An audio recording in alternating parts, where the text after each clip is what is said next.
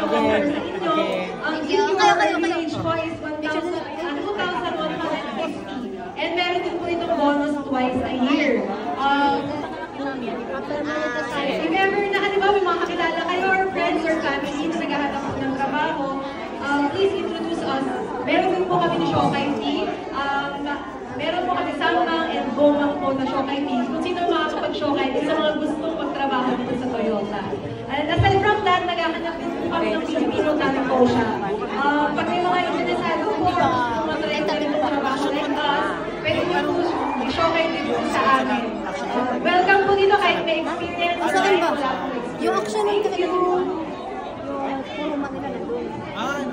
Wala ng tao doon. Sayang daw. Hindi sila tinawag dito. So, nangita kami yung tao para sa Toyota, 2,150 siya per hour. Plus na siya yung bonus twice a year.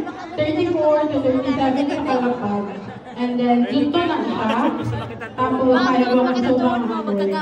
Nangita ko mi o tanto. So, kung naamoy kaila or mga gusto magtanto, ano na mo, join na mo sa amo. Mubata ko mag 10 years.